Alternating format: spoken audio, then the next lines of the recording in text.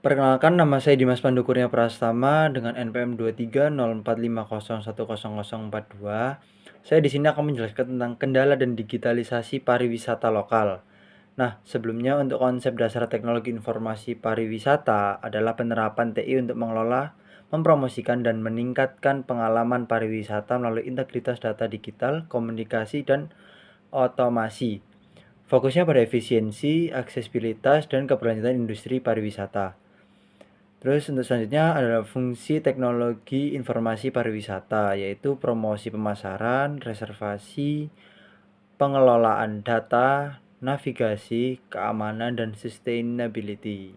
Terus untuk selanjutnya itu ada unsur-unsur teknologi informasi pariwisata. Nah, untuk unsur-unsurnya sendiri ini ada perangkat keras seperti komputer, server, smartphone, dan IoT. Dan untuk perangkat lunak ada aplikasi CRM, GIS, dan e-commerce. Selanjutnya ada jaringan yaitu internet, cloud computing, dan ada data yaitu basis data, wisata, dan analisis AI. Setelah itu ada sumber daya manusia yaitu ahli teknologi informasi dan staf terlatih, dan yang terakhir adalah keamanan atau protokol cyber dan regulasi privasi. Lalu untuk selanjutnya adalah analisis kasus kendala digitalisasi pariwisata lokal di Desa Wisata Yogyakarta. Nah, untuk latar belakang sendiri, Desa Wisata Yogyakarta ini berpotensi besar namun terhambat digitalisasi akibat pandemi COVID-19 yang mengurangi pendapatan. Rencana adopsi teknologi informasi pariwisata seperti aplikasi booking online gagal karena kekurangan dana investasi. Nah, untuk kendala utama adalah kekurangan dana investasi, sehingga sumber dana terbatas. Anggaran desa prioritas infrastruktur fisik biaya teknologi informasi 50-100 juta sulit didapat tanpa pinjaman. Dan yang kedua adalah ketergantungan eksternal. Investor swasta dan hibah minim. Dan CSR fokus sosial bukan teknologi informasi. Nah, selanjutnya ada kendala keterbatasan SDM, yaitu anggaran pelatihan teknologi informasi rendah, tim lokal kurang siap sehingga tidak ada SDM yang mampu untuk berkompeten menghandle di bidang tersebut. Untuk dampaknya adalah penurunan daya saing. Jadi promosi online lemah, kunjungan turun hingga 40%, dan wisatawan pilih platform global. Setelah itu ada dampak selanjutnya adalah efisiensi operasional, yaitu ada reservasi manual, data tidak terintegrasi, ada personalisasi sulit, dan dampak selanjutnya ada hilangnya peluang ekonomi.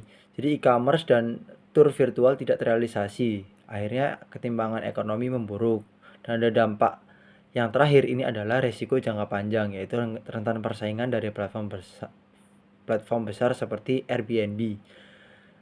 Lalu untuk selanjutnya adalah analisis kasus. Jadi di analisis kasus ini memiliki kekurangan dana yang memperburuk digital divide lokal.